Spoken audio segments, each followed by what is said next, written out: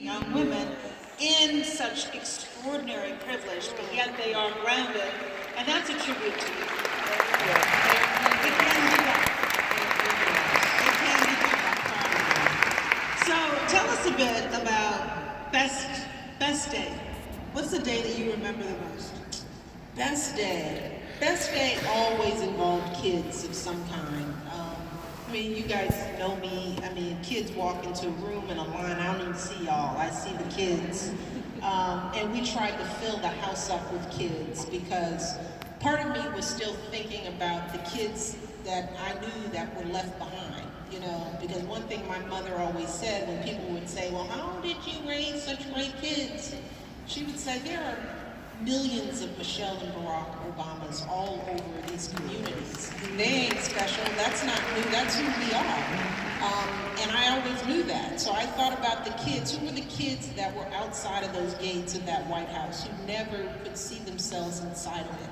And I wanted the cameras and the coverage to be filled with kids. So we had Girl Scouts camping on the South Lawn. We were doing jumping jacks, you know, breaking world records. We would, you know, have huge, we made the Easter egg rolls, the biggest that they could ever be. Whenever we did anything with music, if we had great talent, in the evening, they would come at the beginning of the day, the entertainment, and they would meet with kids from all over the country. You know, we had a day where we just had all the top designers come and work with students, and they were draping fabrics and making jewelry in the red room and the green room. The house, I just loved when the house would just overflowing with unusualness. Like the first event that we did, which was spoken word, the first art event that we did, because arts and culture were important to us. And of course, I was like, the first event has to be something that's never been done in the East Room, which is rap! And that's where we met Lin-Manuel Miranda. Or who was listening for. And so this story is funny because, you know, we found talent, and this young man, Lynn, comes up. We meet him before in the rope line, and we said, so what are you going to do tonight? And he's like, I'm going to do a rap about Alexander Hamilton. And Barack and I were like, oh. We laughed in his face. We were like, oh, that's so cute. We thought he was joking at first. And they were like, oh, you're serious? Okay. So then he performs along with Common and Jill Scott and a bunch of other people, but he performed, and it was the first piece to Hamilton. And of course it was amazing. And we were like, dude, that was really good. He said, yes, and I'm working on a whole Broadway show on Alexander Hamilton. And we were like, you're joking? Oh, you're serious? Okay, all right. And lo and behold, he did, and we had a full circle moment. One of the very last events that I described in the book was after Hamilton became a big Broadway hit.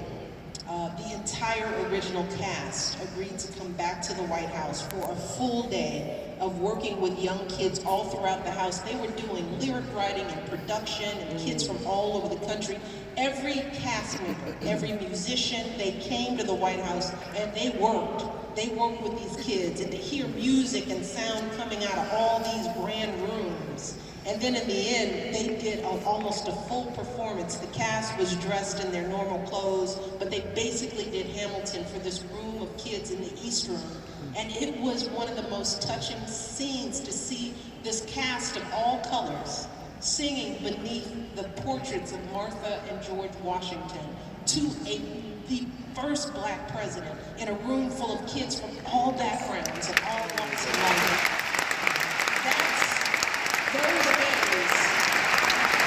Those days of showing kids that they belonged in that house, that this was their home, to have the vision that they belong there. Those were the best days. Best days. Made it all worth it. So speaking of the house, one of the more extraordinary days I think we had was a day that a good thing happened and a bad thing happened. The bad thing was we went to the funeral for Reverend Pinckney and the 8 parishioners who had been murdered in their own church. And your husband decides to sing Amazing Grace, right? And he could sing. And then later that night, we come home. Yeah. And the House, because the Supreme Court had ruled that day in favor of marriage equality, was a wash in the rainbow. Yes. So describe a little bit about that day and what you did at the end of that day. Well, it was an example of the incredible lows and the incredible highs you could have in one day. Because that funeral was one of, sadly, many that we had. We mourned too many senseless deaths with too little action around sensible gun control.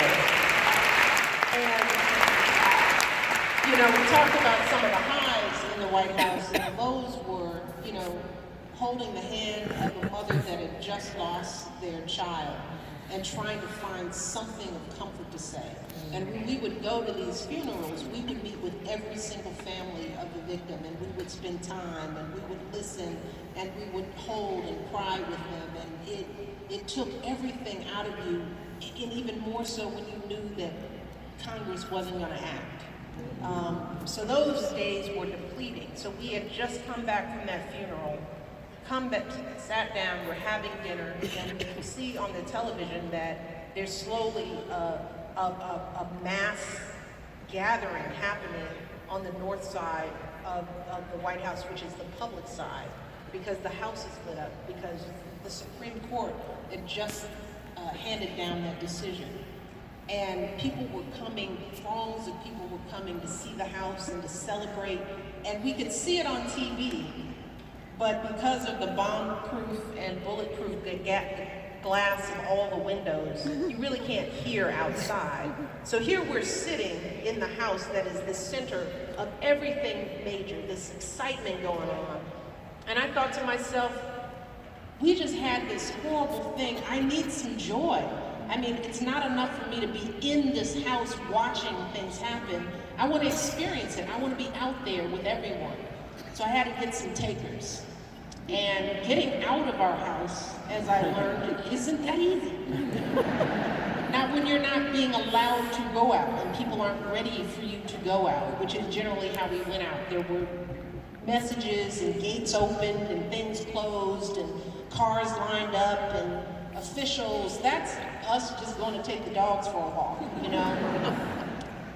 But I was like, we can do this. We're grown. We're free. We're free people. So I was like, okay, Barack, let's go out and see the house. Let's see it. Now let's not see it on TV. He was like, there's no way I can get out.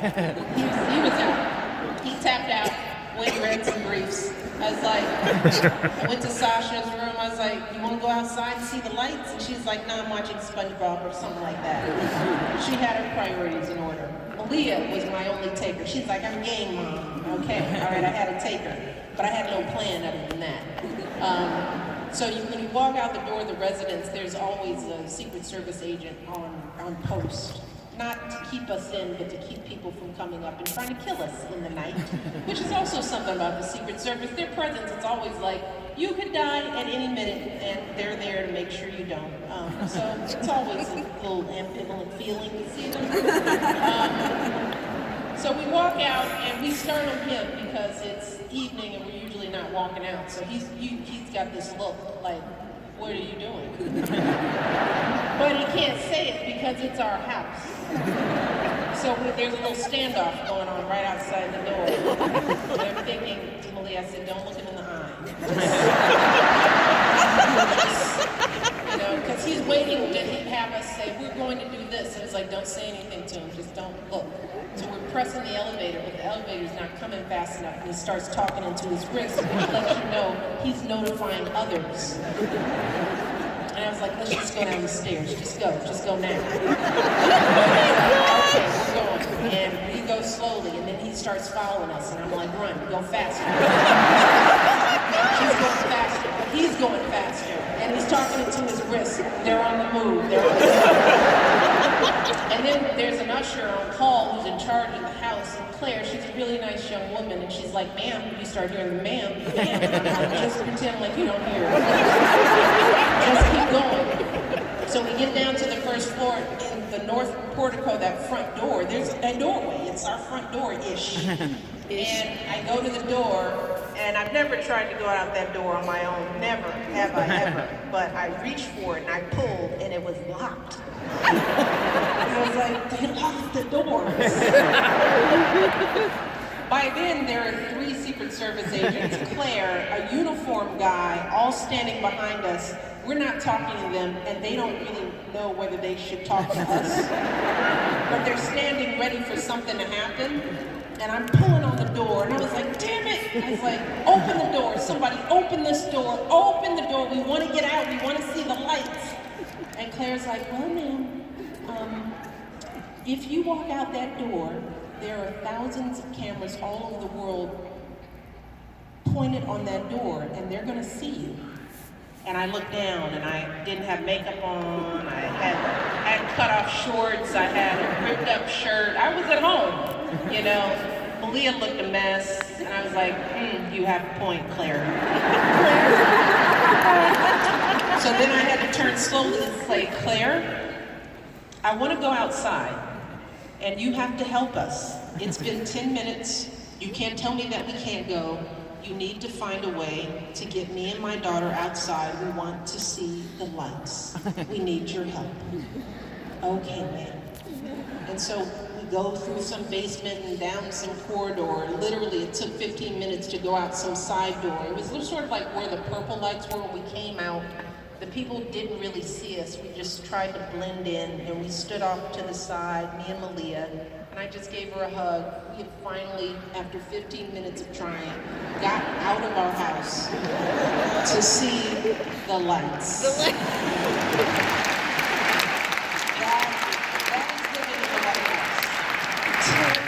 So, becoming is a gift. And I want to say on behalf of everybody how grateful we are that you poured your heart and soul into this poignant, moving, funny, personal gift. But I know for you it isn't enough just to finish the book, because you really look at the book as the beginning of a conversation. So in closing, what would you like to say to the audience that you would like for them to get out of the book, not just beyond the pages and finishing it, but how it might help their lives? Well, I think when we look around this arena, and arenas all over, not just the country, but the world, are being filled up with people who've been touched by, I won't even say it's my story, but the story of this little working class kid named Michelle Robinson, who had an ordinary life and had some tails and some highs and some lows. Because what that tells me is that people of all backgrounds, all skin tones, of all political persuasions, can relate to this story in some way. And I want us to remember that our stories, those little stories, not the 8 years in the White House, but all those little twists and turns, the bumps, the cuts, the pains, the joys, the triumphs, those are the things that connect us. And I think sometimes we get lost in what I say are stats. You know, we get focused on what career are you, what school did you go to, what kind of degree do you have? When the truth of who we are is really in those nuggets, those details, those things we brush off as not being important. Our first loves, the way we felt about our father, the relative that moved us, the smell of our father's first car, you know, that first kiss that you had, those disappointments in life, those cuts, those pains. Those are our stories. And if we can be brave enough to tap into our own stories and know that they are of value, that all of our stories are the true stories of America. There isn't one right way to be an American. There isn't one color that represented. There's no one political party that's more American than not. We're all a part of the quintessential American story. And we need to see more of them. We need to see more examples of what it's like to live and be with each other. And then we need to share those stories with each other. Because here's the thing I've learned from people all campaigning and going into people's living rooms and talking to them is that it's harder to hate up close. You know, it is harder to hate when you know someone. But when you don't know them, then people can do like they did with white flight, which is whisper into your ear about who they think you are. They can lead by fear, because we're vulnerable to fear because we haven't gotten to know each other. And we need to push beyond fear and trust that our stories will connect. You know, there are more of us, regular folks, just living this little life. You know, some of us may become First Lady, but that wasn't the part of my story that made me who I am. It's the journey. And we all have those journeys. And I'm hoping that young girls out there will start to do that work of finding out their story and owning their voices, and then sharing their voices and using those voices to connect. That's one of my many hopes. And I've seen it in spades, even today, with the girls that I met who are looking through this book, and they're girls of all backgrounds who are seeing parts of themselves in this story. That is truly what should give us hope. Because as Barack says, there is more that connects us than divides us. I've seen it. That's why I'm still proud of my country, even in times of disappointment. This nation is good. There are more of us that are good.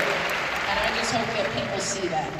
But I want to thank you all for just taking the time to embrace this story.